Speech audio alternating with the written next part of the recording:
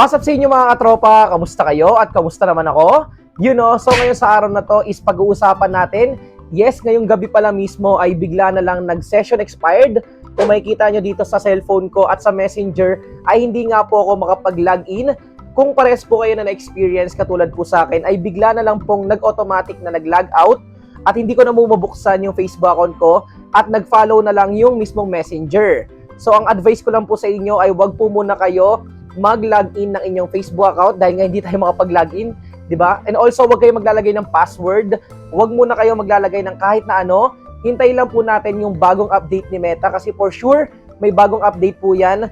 And ito yung nakakaban na part na hindi natin alam sa pagbalik natin kung ano nga ba mangyayari, kung meron pa bang Facebook, meron pa bang Meta, meron pa bang Instagram, meron pa bang Messenger pagkatapos nitong issue na to. So, marami nag-chat sa akin sa Facebook page ko at sa Facebook account ko kung ano nga ba yung dapat nilang gawin at ang advice ko lang ay wag po muna kayong gumalaw o pumindot ng kahit ano po dito dahil nga baka mas magkaroon pa ng issue at problem ang inyong mga Facebook account. So, ayan, pare-pares tayo kung nakikita nyo dyan na session expired po ako at kapag nag-login naman ako using my password ang nakalagay is unexpected error. At doon naman sa messenger ko ay hindi ko siya mabuksan.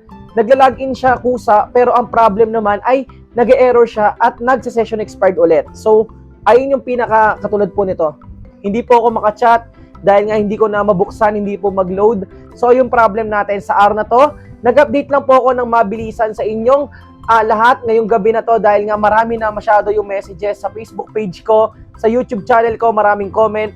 At also, mapaanong videos ko dyan ay gusto nila ng update. At ayun lang po yung masasabi ko sa inyo. At lagi po kayong mag-iingat at meron kayong problem sa inyong mga Facebook account, Instagram, and also other social media platforms ay pwede nyo po akong kontakin sa aking Facebook account, Steve Mart De Castro. Meron tayo dyang 85,000 followers at may blue badge. Ayun lang po yung personal account ko, yung may blue verification badge na 85,000 followers sa ngayon.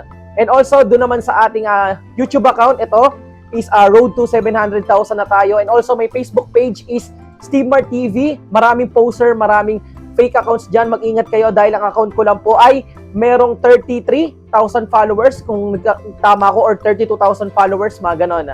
So yun guys, simpleng update lang po sa inyo, mabilisan lang. Nagmadali talaga ako para i-shoot to at hindi ko na po to masyado i-edit dahil nga gusto ko mag-update sa inyo para hindi po kayo kabahan sa gabi na to na pare-parehas po tayo na experience na merong problem kay Meta. So sana pagbalik ng Meta, ng Facebook ay okay naman, ng Messenger na makaka-chat ulit tayo, wala nang mahak, walang magkaka-problem, walang ma-disabled, walang temporary lock, di ba? Sana naman ay walang ganong issue tayo ma-experience after maayos to. Kasi usually, ang na-encounter kasi ng karamihan, kapag nagkaroon ng issue, magkakaroon ulit ng pangalawang problem pa. So, maraming nahak, maraming nagkakaroon ng problem, disabled, di ba? Parang ganon.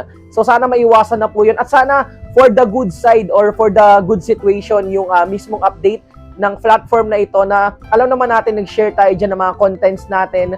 And dyan rin tayo nakikipag-communicate sa mga kakilala, friends, family, di ba? Ayun lang. Maraming salamat sa inyo lahat. Sana naman ay umokay pagbalik. And peace. Pray lang po tayo na sana umokay na. And peace. One love. Maraming salamat po.